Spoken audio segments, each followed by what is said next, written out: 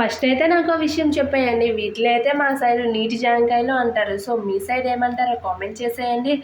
So, ఈరోజు మేమైతే పెద్ద సాహసమే చేశామని చెప్పాలి. సో, మా అత్త వాళ్ళ ఇంటికైతే వెళ్ళాము. అక్కడైతే ఆ వీధిలో అయితే ఈ చెట్టు ఉందనమాట. సో, వీధిలో ఎవరు లేరని చెప్పి నేను ఇంకా మా ఇద్దరు చెల్లెళ్ళు కలిసి అయితే ఆ చెట్టు దగ్గరికైతే వెళ్ళిపోయాం. సో, చూసారా అసలు ఎన్నున్నాయో ఈ నీటి జాంకాయలైతే.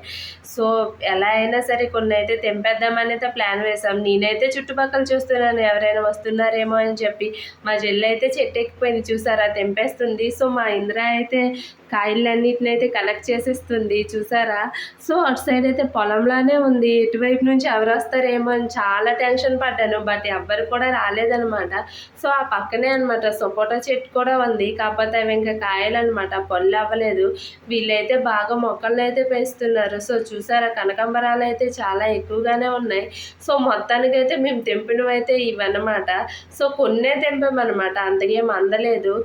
మళ్ళీ ఎక్కువ తెంపేసిన డౌట్ వచ్చేస్తుందేమో అని చెప్పి కొన్నే తెంపామనమాట. వీటిలో అయితే మేము ఇదే ఫస్ట్ టైం అనమాట తినడం. సో, టేస్ట్ అయితే అంతగేం అనిపించలేదు నార్మల్గా తింటే. సో, ఉప్పు కారం వేసుకొని తింటే ఏమైనా బాగుంటాయేమో అని ట్రై చేసాం. బట్ ఓకే, ఒకసారి అయితే తినొచ్చు, ఎక్కువగా అయితే ఏం తినలేం. వీటిని తెంపడానికి అయితే చాలా కష్టపడ్డాం. బట్ టేస్ట్ అయితే అంతగా ఏం లేవు. సో, వీడియో నచ్చితే సబ్స్క్రైబ్.